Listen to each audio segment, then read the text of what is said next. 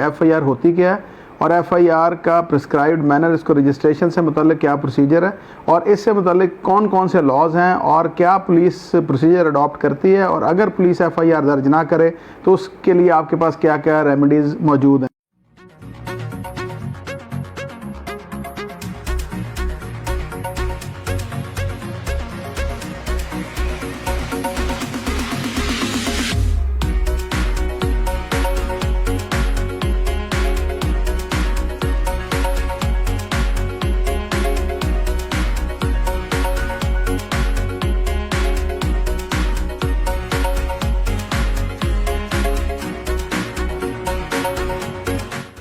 Basically FIR अगर आप words पे जाएं तो F stands for first, I for information and R for report. ये एफआईआर है कि जो किसी भी अक्रेंस से मुतल्लिक कोई शख्स पुलिस को फर्स्ट इंफॉर्मेशन देता है, ये एफआईआर कहलाती है। और पुलिस इसको फिर इसका सीक्वेंस ये है कि अगर एक शख्स ज़बानी उसको बयान करेगा तो वो उसको इन राइटिंग तहरीर करने के बाद उसको पढ़कर सुनाएंगे और टोकन ऑफ करेक्शन के लिए उसके नीचे उसके साइन या अंगूठा लिया जाएगा। साइन या अंगूठे लिए जाना एक पुलिस की मैंडेटरी प्रोविजन है जो पुलिस रूल्स के अंदर दी जाती है। तो ये उसके बाद फिर प्रिस्क्राइब्ड मैनर में under section 154 of CrPC FIR को जो है प्रिस्क्राइब्ड पेपर जो फॉर्म है एफआईआर का उस पे उसको तहरीर करने के बाद उसको नंबर लगाया जाएगा जो मुकदमा नंबर कहलाता है और उसके बाद उसमें सारे के सारे फैक्ट्स वो बयान किए जाएंगे।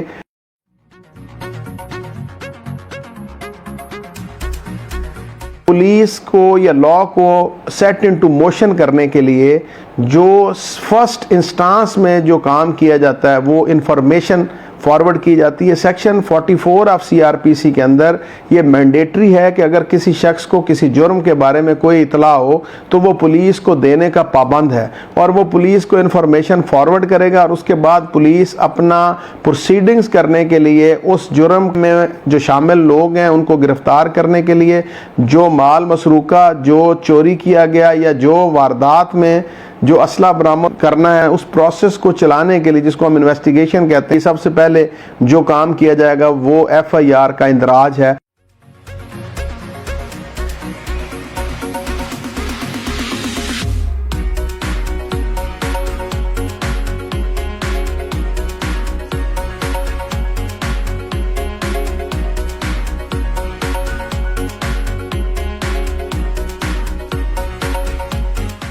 ऑफेंसेस जो हैं बेसिकली दो टाइप्स में डिवाइड किए गए। कुछ ऐसे मुकदमात हैं जो कॉग्निजेबल ऑफेंस कहलाते हैं और कुछ ऐसे ऑफेंसेस हैं जो नॉन कॉग्निजेबल हैं। कॉग्निजेबल ऑफेंसेस अगर उर्फ आम उर्दू में मैं इनको बयान करूं तो ये काबिल दस्तअंदाज़ी पुलिस जराइम कॉग्निजेबल कहलाते हैं और नाकाबिल दस्तअंदाज़ी पुलिस जराइम जो हैं वो नॉन कॉग्निजेबल कहलाते हैं। और इसकी डिफ्रेंसिएशन जो है ये आप सीआरपीसी के सेकंड शेड्यूल में जब देखेंगे तो वो मुकदमात जिसमें पुलिस बगैर वारंट के किसी को गिरफ्तार कर सके, मतलब वो बाइख्तियार है गिरफ्तार करने के, तो वो कॉग्निजेबल ऑफेंस है और उसमें एफआईआर 154 सीआरपीसी के तहत दर्ज रजिस्टर्ड की जाएगी।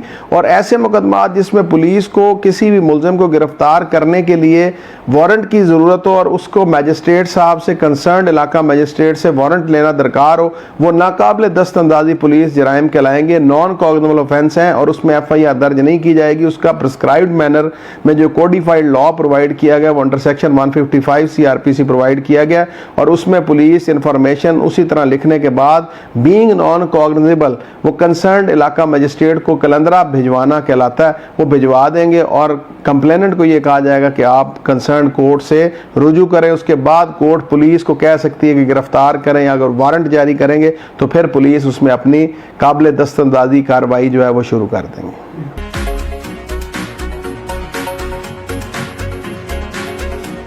जो पिनल ऑफेंसेस हैं, अगर लोकल पुलिस किसी भी मुकदमे के इंदराज की तरफ जाए तो उसमें 154 में कभी भी इंक्वायरी किए जाने का इख्तियार पुलिस को नहीं दिया गया, क्योंकि 154 की सिंपल वर्डिंग अगर आप देखें तो उसमें पुलिस को अगर एक इन्फॉर्मेशन फॉरवर्ड की गई तो पुलिस ने देखना यह है कि अगर तो उसमें कॉग्निजेबल ऑफेंस मेड आउट होता है तो पुलिस ने उसको अगर ज़बानी बयान किया गया तो तहरीर करना है और अगर तहरीरी तौर पर दिया गया तो प्रिस्क्राइब्ड मैनर में एफआईआर का इंदराज करना है। कोई स्वीट विल नहीं दी गई पुलिस को, एसएचओ कि वो पहले इंक्वायरी करे। ये इंक्वायरी नहीं की जाती और इसमें एफआईआर दर्ज करने के बाद इन्वेस्टिगेशन का प्रोसेस जो है वो अडॉप्ट किया जाता है।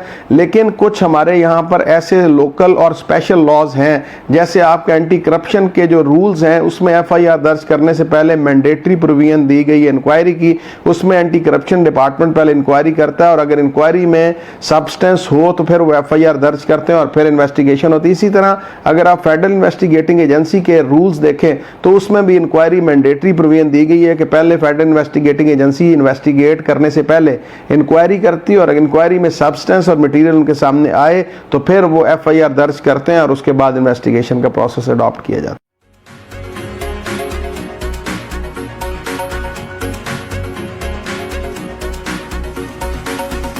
154 सीआरपीसी के अगर आप बेयर रेडिंग करें तो उसमें एसएचओ को एम्पावर किया गया है कि वो किसी भी आए इतला पर एफआईआर दर्ज रजिस्टर्ड कर सकता है।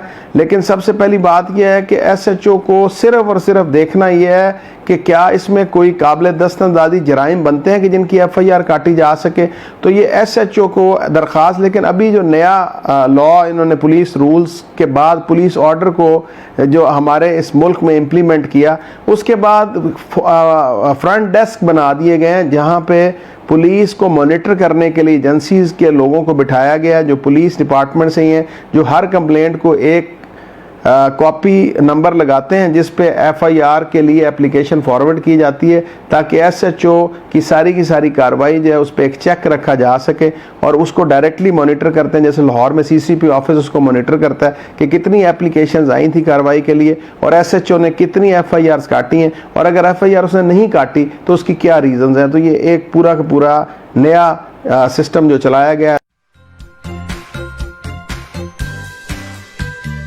एप्लीकेशन आप ये समझें कि कोई भी इंफॉर्मेशन जब पुलिस को फॉरवर्ड करता है एक इन्फॉर्मेंट जिसको हम कंप्लेनेंट कहते हैं, अगर वो तहरीरी फॉर्म में देता है तो उसको हम दरख्वास्त बराए इंदराज मुकदमा कहते हैं। लेकिन अगर वो ज़बानी बयान करता है इंफॉर्मेशन किसी भी जुर्म से मुतालिक तो उसको हम फ़र्द बयान कहते हैं कि पुलिस पहले उसको रिड्यूस इनटू राइटिंग करती है कि वो फ़र्द बनाती है कि इस बंदे ने मुझे ये बयान दिया है और इस बयान के बाद वो एफआईआर काटते हैं। तो ये दरख्वास्त का एक अलहदा सिस्टम है, दरख्वास्त कंप्लेनेंट देता है और एफआईआर पुलिस रजिस्टर करती है। तो ये इसका, लेकिन दोनों का मतन एक ही होता है, दोनों में एक ही जुर्म को बयान किया जा रहा होता है।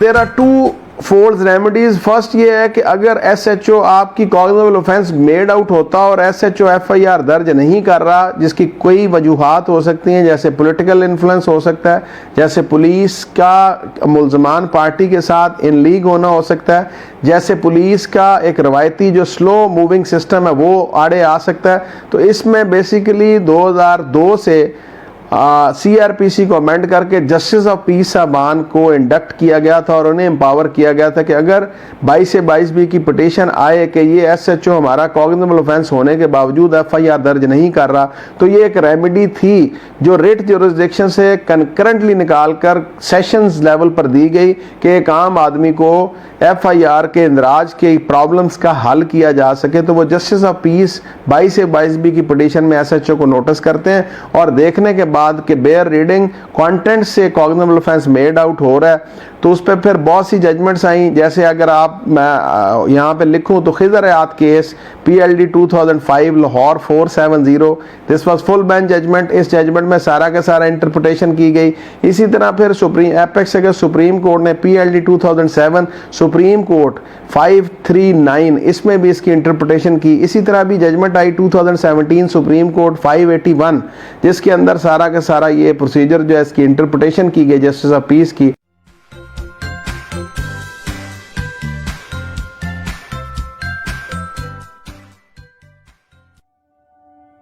एफआईआर के लिए जो प्रोसीजर दिया गया वो 154 सीआरपीसी में दिया गया और पुलिस रूल्स को अगर आप देखें तो एक परफॉर्मा जो है जो आपको स्क्रीन पे नज़र आ रहा है उस परफॉर्मा में बेसिकली एफआईआर को प्रिस्क्राइब्ड मैनर में लिखा जाता है। बेसिकली एफआईआर जो है वो 6 कॉलम्स पर मुश्तमिल होती है। फर्स्ट कॉलम जो है वो रपट जिसके ज़रिए जो पुलिस ने रपट काटी होती है उस रपट का नंबर दिया जाता है, कितने बजे रपट कटी।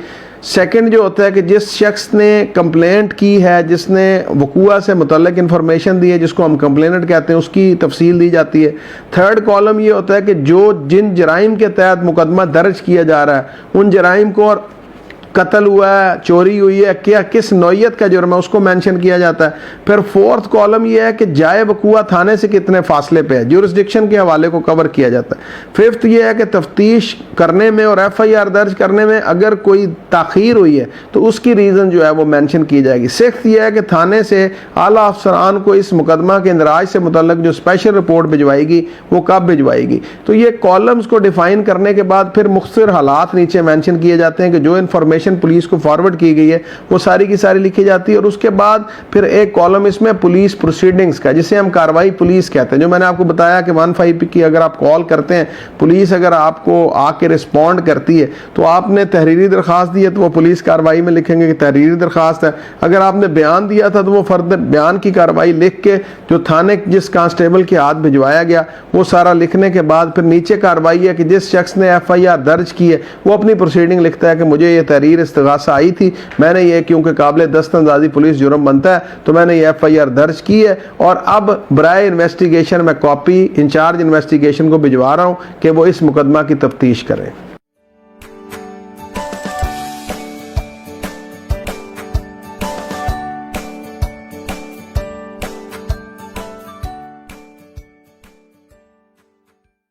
FIR दर्ज होने के बाद मुतलका पुलिस तफ्तीश करती थी, लेकिन पुलिस ऑर्डर 2002 के आने के बाद पुलिस को मुख्तलिफ क्लासिफिकेशन में डिवाइड कर दिया गया। अभी जो आपका थाने का SHO ये ऑपरेशनल विंग कहलाता है, जो FIR के इंदराज से मुतलका प्रोसीडिंग्स करता है। और FIR दर्ज होने के बाद उसी थाने का इंचार्ज इन्वेस्टिगेशन, जो इन्वेस्टिगेशन सेल है, तफ्तीश का सारा इख्तियार इंचार्ज इन्वेस्टिगेशन के पास होता है। वो तफ्तीश करते हैं, ऑपरेशनल पुलिस उनको हेल्प आउट कर सकती है। लेकिन article 18(4) of police order, all registered cases shall be investigated by the investigation wing. लेकिन उसमें एक प्रोविजन दी गई कि अगर प्रोविंशियल गवर्नमेंट या सेंट्रल गवर्नमेंट अपना स्पेशल को ऑर्डर पास करे ऐसे जराइम जिनकी सजा 3 साल या 3 साल तक है, तो उसमें ऑपरेशनल पुलिस जो है वो इन्वेस्टिगेट कर सकती है। इसके अलावा तमाम मुकदमात जो हैं उसकी तफ्तीश जो है वो इन्वेस्टिगेशन विंग करती है। मुझे उम्मीद है कि आपको ये आज का टॉपिक पसंद आएगा, और अगर आपको ये टॉपिक पसंद आए और इन्फॉर्मेशन आपको अगर अच्छी लगे, हमारे चैनल को लाइक कीजिए, सब्सक्राइब कीजिए। Thank you.